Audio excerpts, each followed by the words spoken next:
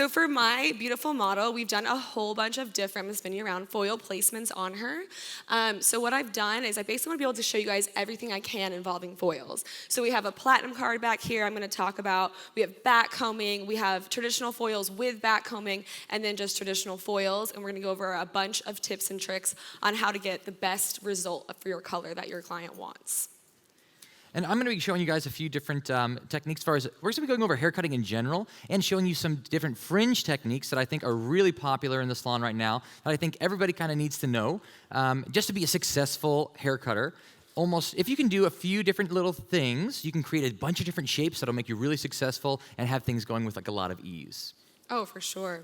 I'm going to get started in this back panel with a platinum card only because I get so many questions about this online. Who's done a platinum card before? Who's terrified of them? Who gives us anxiety with all the foils? So basically a platinum card is an isolation technique, right? The smaller the foil, the smaller amount of hair in the foil, the maximum amount of lift you're gonna get. So it's teeny tiny slices back to back, very simple, very repetitive. I'm just gonna get my foil. Thank you, Mia. This is my beautiful assistant, Mia. She also did the makeup for the models today. So and by the way, guys, this is 80 volume on her. I'm just kidding. This is 80 over this already very bleached hair. This is actually just Joico clear just for the mock demo because as you can see with all the different techniques I'm going to show you, her hair would look crazy and be falling out. So for the platinum card, you want to actually, where her root is about where you want to put that foil or that brush down and just go all the way. Fold that hair up. You don't want to like really spaghetti that hair all crazy, okay? It's going I to love spaghetti.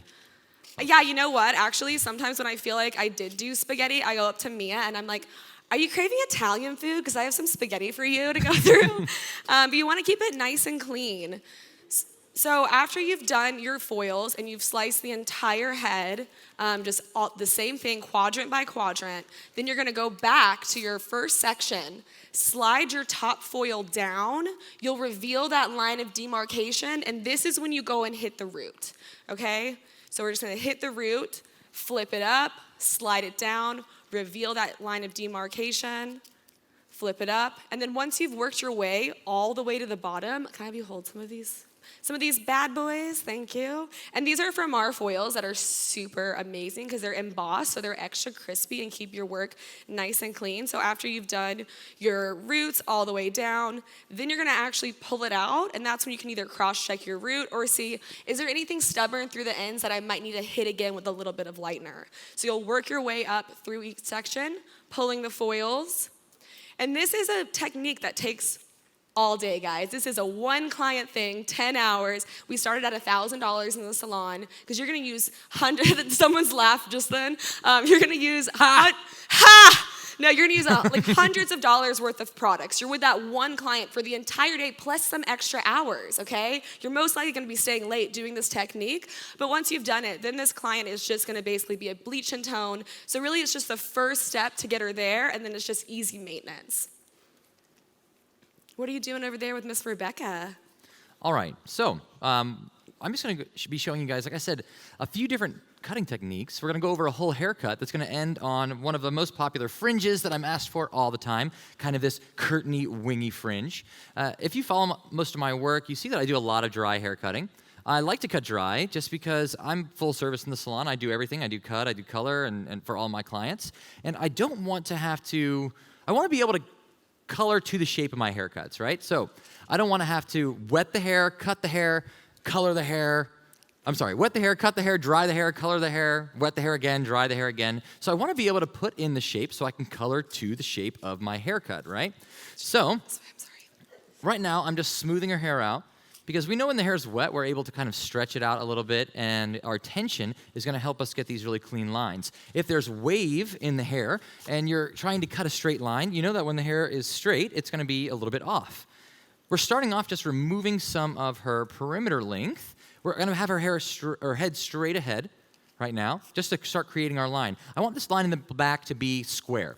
If I cut a square line with her facing down, whenever she looks up, that line is going to round up, right? So I know it's like kind of like a natural thing for us to have our client's head positioned like this when we go to cut the line, but if you do that, it's gonna change the shape. So what I would suggest that you do is have them look straight ahead. I'm gonna turn her like this so you guys can see, and we're gonna start off by cutting a square line into her hair. We're just combing all of this down to natural fall. We're working with a one-length technique or line, meaning that we don't wanna put a lot of tension, a lot of over-direction, or any elevation on it. We're gonna work with a flat hand position, just so that we can cut this really nicely without having to hook our wrist to make a flat line. I'm gonna use my other hand to kind of support that, and then cutting just square across. You could start this in the center and work one side and then work the other if you'd like. A lot of time for lines like this, I like to work just from one side to the other. And normally what I would suggest is standing square behind your work. Of course, because I want you guys to be able to see what I'm doing, I'm gonna sit a little off to the side. And your lower body position is gonna be really important, whether you're sitting or standing, just because it's gonna lean the line one direction or another if I'm a little bit off to the right, so this is like sitting a little bit longer to the right, so I have to come back and compensate. So if you're in the salon and you're not presenting, I would suggest being straight behind. And then what you'll do, after you've put the square line in, what you're gonna do is have them look down a bit. And you see how that starts to round this way, right? So you get corners on either side, and you'll get some underlining graduation. And why you get that is because of the shape of the head. The occipital bone is actually creating a little bit of lift there. So when she looks down, this hair from the occipital is pulling up, and everything at the nape is kind of left there, right? So we want her to be able to keep her head in any position and have this line look nice. So we want to come in and take the underlining graduation off without removing the side corners. It's going to be kind of, if you don't think about it, if you're not actively thinking about not removing those corners, at least for me, I'll just be talking and I'll just cut those corners right off, and then they'll look straight ahead and I've created a rounded line. So have it in your mind, be focusing on that. The little checklist that you have. All right, we wanted a square line. She looked down. I need to make sure I keep these corners and remove anything that is kind of separating. You can see we have two lines really, like this line here and that line there. So what I'm gonna do now is I'm gonna point through with small motions to exaggerate this sort of U, upside down U. I know what letters look like. Upside down U shape. So this lowercase n, I don't know, shape. Is this when you nom nom nom the hair? Yeah, just nom nom that off. Nom nom nom. I liked Ben's tip of the nibble nibble flick. Yeah, you nibble and you flick it. It's all about presentation. You cut and you flick. Yeah, just to show off a little bit. You stab and then you run. So we've like worked in kind of a U shape there, and now you'll have her look straight back ahead, and we're able to keep a square line with removing that underlining graduation. And now you could choose to work anywhere you want now. Now that you have the occipital down taken off, you're able to drop these sections and connect them in, or you can have her look down and continue to make a U shape. I think it is kind of a cool presentation, especially for social, to have her look down and keep on making the U shape. It's like, looks a little bit more interesting, so that's what I'm gonna do. Look down a little bit. Yeah, looks cool. All right, Amelia. All right, you guys, I am working on some backcombing over here. Everyone's doing that now, right? And we have so many different techniques we can use within backcombing. You can do, one of my favorite things to do is obviously doing, balayage with it, because every client wants balayage, and they don't realize that it actually technically means clay lightener, which is not going to give you the amount of lift that most I want clients are balayage, but I want it to be for. black and white. I want a bouglayage and... I'll take a broccoliage. Yeah, I'm like hungry. what's the funniest thing you've heard someone call balayage? So with backcombing, you're able to create so many different looks. Things to keep in mind when backcombing. A lot of my clients have very, very coarse hair. I work on a lot of Asian hair types. When I'm backcombing them, even in small sections, just because each individual strand is so thick, sometimes I worry a little bit about saturation. And usually what I'll do is I'll actually saturate the hair, and then I'll take my comb and just lightly comb over it just to make sure that product's all the way through onto the other side. Something else you want to make sure you're avoiding. Okay, this is what I just only did in the beginning of my career. I thought to blend the color, you just had to feather it really well, right? So I would be all day just like feathering color, feathering it, and then what happens when you rinse it? It's orange because where you feathered, there's less saturation, so there's less lift. You're creating more warmth in the hair. So I started following people like Munir and people that do major transformations, and I noticed that they're just doing, a little bit more of like a hard lined off and then just barely feathering the top of it for just that little bit of diffusion. Because no matter what, you're going to have this area here with less saturation that you're going to need to do a base melt on in order to cover up that warmth and truly make everything seamless. I remember the first time Jake and I really discovered how to do base melt. We were literally learning to do this stuff together with Kate, wherever she is, somewhere in here maybe. Woo! in a space this big? Yeah, I mean, literally, we had a studio that was maybe as big as the front of this stage. 3 of us working, 3 clients at a time, trying to figure out, how the hell do you get hair to blend? What is going on? And then I remember we were like, oh, you put a toner on the roots. What? Are you kidding me? What do you mean you use a darker color at the top? Yeah, wait, what? Yeah, so that is the biggest game changer ever. And speaking of doing base melts, I love a great way to use the backcombing technique. If you have a platinum blonde who's like, you know what, I want to go back to feeling more natural, low lighting blonde hair is very difficult. Why? It's super, super porous. It wants to go darker. It wants to go ashier. It's hard to get those little strands in there without them looking streaky. My favorite way, especially if someone's wanting that gradient more so from the root down, is I will actually go through and backcomb the entire head and then go back with what I want my base melt to be and massage it into just the T's alone. Okay, when this combs out, it creates a beautiful diffusion that's very, very natural. And it's my favorite thing to tone down those platinum girls who want to go back to being natural. Another thing when you're backcombing too to think about is where are you putting your comb in? Does your client want her depth or natural to live all the way through the ends? If she does, then you can push from the ends up.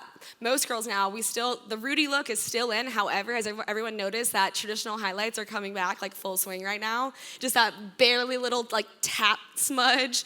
I love it. So when you're backcombing, wherever you put your comb in, that's where that depth is going to come back down to. So keep that in mind. If your client does not want to have any more of her natural through her ends and just wants it rootier, start higher up on the hair. When you push, you want it to be a fluid motion. Sometimes the hair will be a little more resistant and you'll start to push and feel like it gets stuck. If that happens, no stress. Just go above that little area that's stuck, push that, and then you'll be able to slide it all the way up. People are very intimidated by backcombing because look at it. Your clients are like, what are you doing to me? But the best way to take out backcombs is to make sure you know how you're putting them in the hair. You don't want to think about that you're really trying to do a tight tease on the hair. You're more so just folding that hair on top of itself, so then when it comes back down, it'll help diffuse that line of color and really make everything beautiful. So I just have my foil backcombed a little bit higher up. Some people too like to put a clip here, clip it out of the way, use the comb, whatever works for you. I personally just let it live its life right there alone.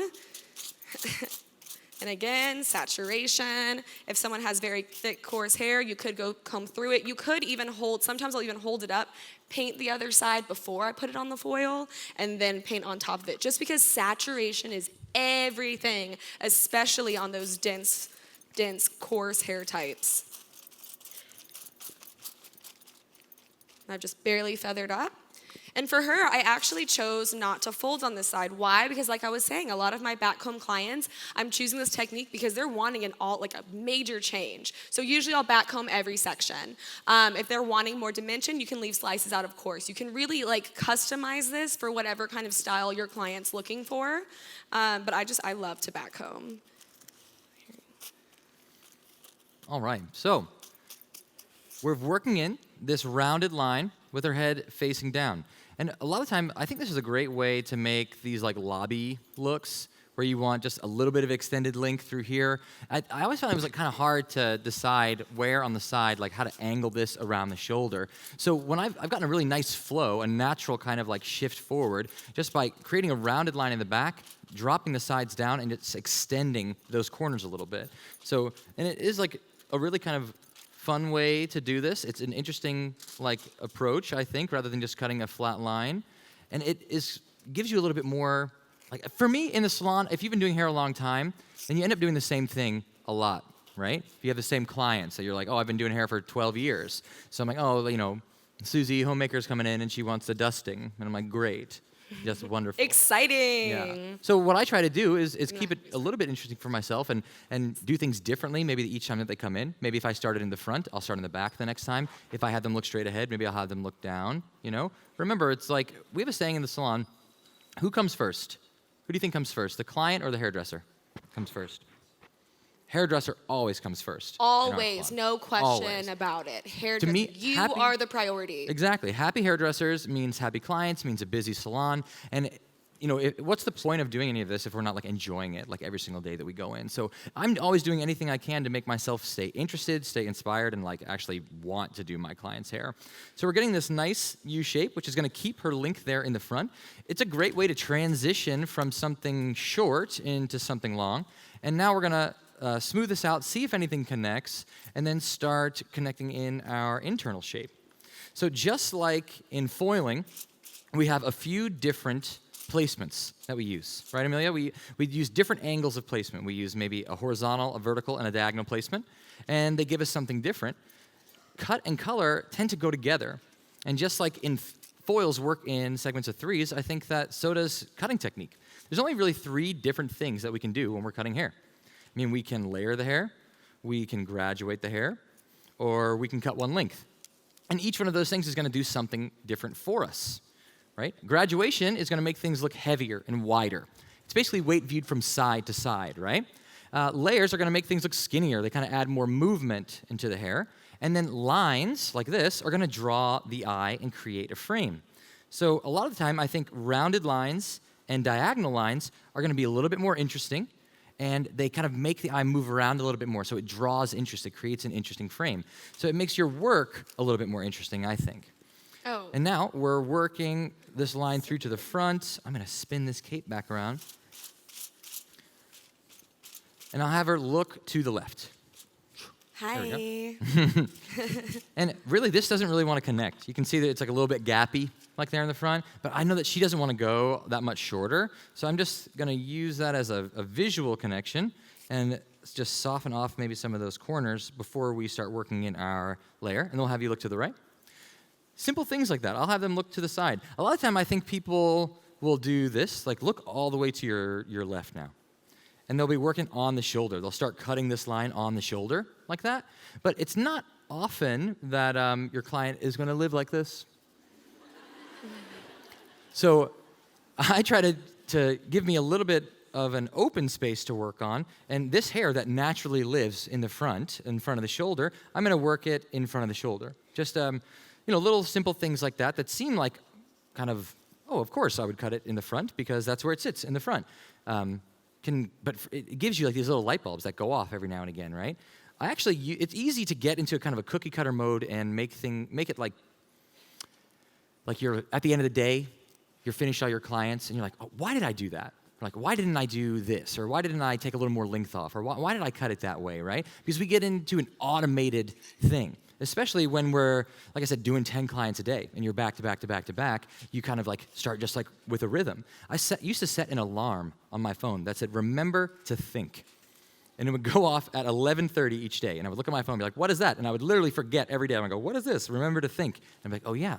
And then I would keep me in more of an active mindset for each one of my clients, to be very present for each little thing that I'm doing, just to make my work easier for me and very customized and never cookie cutter for each one of my clients. All right, so right now all we've done is work a line. Like I said, we know that graduation builds weight, layers remove weight, and lines draw the eye. So we're drawing the eye to the collarbone.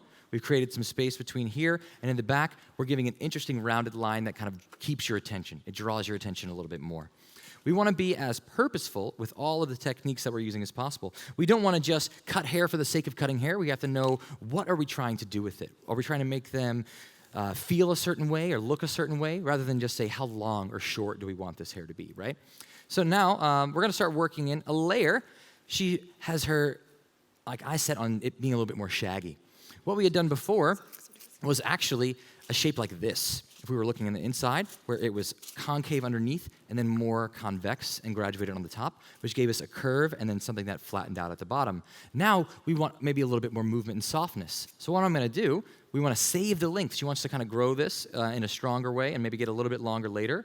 We know that wherever we pull away from, that's the hair that we want to keep. So we say we pull away from what we want to stay. If DJ Muldoon is in here a little bit, he says you pull away from what you want to keep. And I was like, dude, you're missing a great opportunity to rhyme. So I say we pull away from what we want to stay. I want to keep this length, so what I'm going to do is lift this hair up high, which is going to keep the length down here at the bottom and give me more internal movement wherever my hands are closer to, right? So you can apply that to anything. If you want something longer in the front, maybe we draw the hair back, that we're going to get longer in the front. If we want framing around the face and to keep our length in the back, we're going to draw the hair forward, right? So if a client comes in and says, I want something new, but I don't want to cut my length, maybe what we do is we lift up tall, and that will keep our length down here at the bottom. The sectioning that I'm about to take is the same that we do for a shag sectioning, but we're just going to either take things shorter or longer. You can decide to make this more commercial and do the same sectioning and leave it down here by the chin or even longer. You can take it really, really short and do something kind of baby bang. It's going to work no matter what length you do. It's just creating short to long lines. I am going to use a stroking technique. I apologize for the name of that technique. And then all we're going to do is take vertical sections with a slight diagonal to them, like a vertical diagonal section. We're going to over-direct everything to the center. I'm using maybe the bridge of the nose as a guide. And when we cut this, we're opening our scissor and then closing it, creating a little bit of C shape on the way out. Are we able to zoom in close on that? No? Cool. Sweet. I didn't want you to. So I'm just kidding. The show team here is great. They're amazing. I don't mean to poke fun. So what we're going to do, again, we're going to come in using the inside of our scissor. I close on the way out, creating something short to long. Close on the way out. I'm tapping my fingers with the scissor, but only with this sort of like pivot point of the scissor. You're keeping the blade away from your hand. And what that does is going to create short to long lines. Once you kind of figure out your rhythm, it'll have a little bit more speed to it. I think that haircutting has a lot to do with rhythm. Whenever let's say that you do a lot of clipper work. Anyone do a lot of clipper work here? If you're trying to do a fade and you're going slow, you might kind of go in and out a little bit, right? You create some divots, but if you find a rhythm with your clipper, it's going to be smoother and cleaner. The same thing is going to apply when you're cutting. If you're able to find a rhythm that you feel comfortable working, then everything's going to be a little bit smoother, a little bit cleaner. So a lot of the time, I like to work the fringe from the underside so that I'm building up a little bit of weight. And maybe from the top side right in the center. So we're softer and then getting maybe a little heavier, more curtainy through the sides. Continuing these diagonal sections, just over-directing them to the center. You could continue them all the way down, bring everything up and get a nice sort of shaggy face frame. Or you could just do a couple of sections to have some that will fall out of a ponytail. It really is up to you, completely up to you guys. There are no right or wrong answers with this. And there is no right or wrong way to cut or color hair. If you're able to just get like one little thing out of this class from what we're doing and apply it to what you're doing and be a stronger, happier hairdresser, then I think that's great. You definitely don't have to do it exactly the way we do it. So again, I'm just thinking of this maybe from the apex, maybe a little bit more forward than that, to the recession area right here, over-directing everything to the same place, that spot right there by the nose. And then what we can see when we comb this out, we get this nice, instantly gratifying Beautiful. Face framing curtainy fringe. Yes, I love it. So we'll turn this forward, and then you guys can see those end results right away, right? Yeah. And isn't it nice when these things can happen sort of seamlessly and right away? And imagine if this is a client that hasn't had their color done in the salon yet. They just saw that they love their haircut dry before even starting color. They're going into their color, feeling more confident with you. And I know that whenever my clients are calm and feeling good, then I'm doing my best work.